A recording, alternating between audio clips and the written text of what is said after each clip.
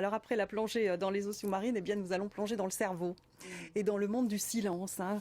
Une phrase bien connue, silence on tourne. Hein. Est-ce que alors nos esprits sont saturés actuellement, ils n'arrivent plus à réfléchir ni à se concentrer. Isabelle Delmas, on a choisi cette thématique aujourd'hui parce qu'il y a beaucoup de chercheurs américains qui font des recherches assez rigolotes, hein, on va en parler dans un instant. Et tout d'abord, en quoi la cacophonie provoque-t-elle un épuisement physique et moral ? Parce que notre cerveau, certes, est prêt à tout entendre, mais c'est très agressif aujourd'hui. Notre cerveau est très très agressé par tous les sons qui nous sont imposés.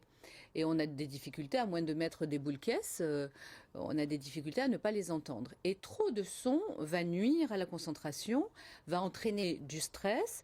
Le stress et ce trop de sons, par exemple dans les villes, peut empêcher de dormir correctement.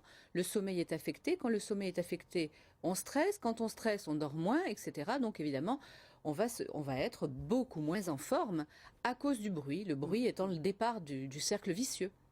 Alors aujourd'hui, le problème à notre époque, c'est que le silence est devenu un produit de luxe. On est envahi de pollution sonore partout dans les magasins, les aéroports. On subit, comme vous l'avez dit. On subit, c'est très agressif. Oui. Ouais, quel remède ? Comment résister à ça ? Il faut faire en sorte de reposer notre cerveau. Alors comment faire en sorte ? Alors effectivement, on peut décider par exemple de se mettre à faire des choses qui demandent concentration de façon agréable, faire de la musique, faire de l'art, peindre, sculpter, faire de travail manuel. Voilà, se concentrer sur quelque chose qui nous permette de faire le vide finalement autour des bruits qui sont dans notre vie, bien entendu. Mais on peut aussi mettre un casque sur les oreilles avec de la musique pour empêcher les bruits environnants. En tout cas, se concentrer. La concentration, elle n'est possible que si justement nous avons un certain équilibre au niveau des rythmes cérébraux. Alors on est des victimes consentantes, disait ce philosophe américain qui s'appelle Matthew Crawford. Il y avait un grand article dans Télérama, c'est ce qui nous a interpellés. Ce chercheur et philosophe américain qui a étudié le silence et ses vertus est devenu réparateur de motos. Pourquoi pas ? Lui. Puisqu'il se concentre sur une tâche manuelle qui lui permet d'être peut-être justement moins sollicité par les bruits extérieurs. Et il préconise une écologie de l'attention. Est-ce que ça vous parle ? Oui, bien sûr, c'est important. On parlait d'écologie tout à l'heure. C'est très important de laisser son esprit libre de penser à ce qu'il pense déjà, c'est-à-dire lui donner le droit de penser à autre chose que tout ce qui nous sollicite.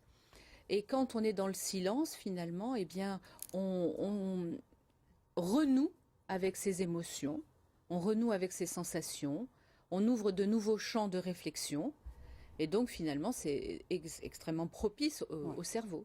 C'est vital. C'est absolument vital. Parce que au départ, on l'a cherché, toute cette information qui nous est donnée, on l'a cherché au nom de la liberté. On veut tout savoir, l'autonomie, on veut tout connaître. Mais aujourd'hui, c'est plus une demande volontaire. C'est quelque chose qui nous est imposé.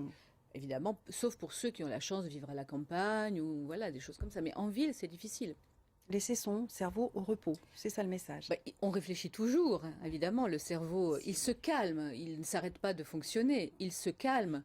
Et il y a plein de... On peut faire de la méditation aussi, évidemment. De la méditation, on peut faire de la sophrologie, on peut faire de l'hypnose. Hein. Oui.